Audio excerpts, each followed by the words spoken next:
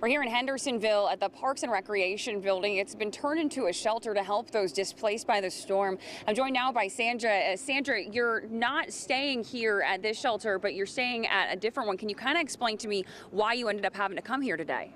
The shelter I'm staying at has no power. We only have cold water, so we come here to take showers and get meals. We've been told that our shelter won't have power for a week. And I have lived here for 48 years, and the 48 years I've lived here, I have never seen anything even closely remote to this biggest catastrophe. So yeah, this is crippled us the most I've ever seen.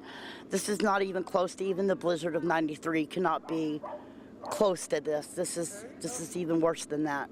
I've never in my history of living here seen FEMA even set foot in Henderson County, and I've been told FEMA's came in, National Guards came in, and this has never happened in the 48 years that I've lived in Henderson County. I have to ask, how's your house doing?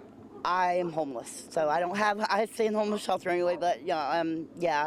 I'm guessing, did that make this storm coming even more scary for you? It did, because that made everything even more, knowing that I had nowhere to go afterwards, it kind of made it worse because, I didn't know that the shelter was going to get hit as hard as it did. We got hit hard, and I didn't know if we were going to be displaced from the shelter, but luckily they kept us there, and they're working wonderful. They are really working wonderful to help keep us safe.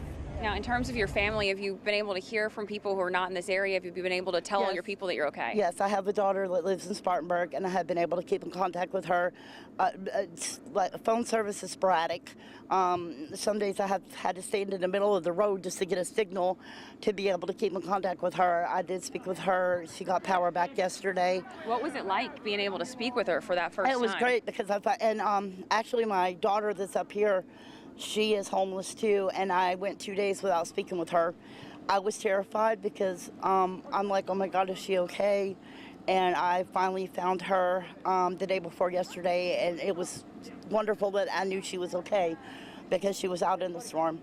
And I was grateful that she was okay, and when I finally found her and I finally saw her and knew that she was okay, I was grateful that she made it through the storm. And I was grateful that my daughter in South Carolina made it through the storm. So, it was grateful that I knew my whole family was okay. I got word my son was okay. So, yeah, it was great that I knew everybody made it through. So a long way in recovery efforts, but we're just so thankful that you and your family are okay.